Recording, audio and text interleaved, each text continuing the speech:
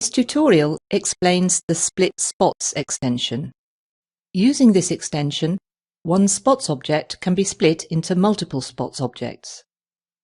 This extension is particularly useful for the detection of clusters or aggregates of objects. For example, during embryogenesis, cells that are originally distributed in an equidistant manner may migrate and cluster in particular areas of the developing organism. If you have previously identified cells using the spots object, with this extension it is possible to determine the number of cells each cluster contains, in addition to the number of clusters. We will now illustrate the concept of this extension by using a 3D single-time point dataset. We will start this tutorial at the point when a spots creation wizard is completed and a spots object is created. Under the Tool tab, the available extensions for spots are listed. Click on the Split Spots button to start this extension. In the MATLAB window, enter an appropriate value for the threshold. In this example, we will enter 1.5. Confirm it with the OK button. As a result of this extension, one spots object is split into multiple spots objects.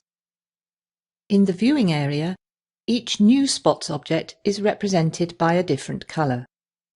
Two spots object groups are created if the minimal distance between their spots is greater than the user-defined threshold. In the surpassed tree, new spots objects are created. The name of the newly created spots object indicates the group number and the number of spots within it. Newly created spots have the same characteristics as the original spots object. If you deselect one spots object from the surpassed tree, all corresponding spots are hidden from view. All spots are assigned to the same spots object if the shortest distance between two neighboring spots is less or equal to the user-defined threshold. Depending on the distribution of spots, it can, however, happen that the distance between some spots within one group may exceed the threshold value. To illustrate this, we will measure the distance between spots within one group using measurement points. Measurement points calculates the distance between any two defined points and displays the results in the viewing area. To add a measurement point, the pointer must be in the Select mode. Shift and left-click with the mouse button on the chosen location. The measured distance between 2 points is displayed next to the line connecting the 2 points. In this example, the most distant spots within the group are actually more than the threshold value apart.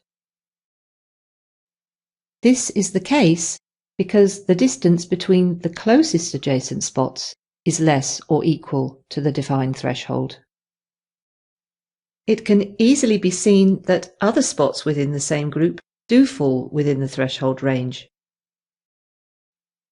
If you have questions about these features or any other features found within Imaris, please contact our sales or support team. Thank you for watching this video.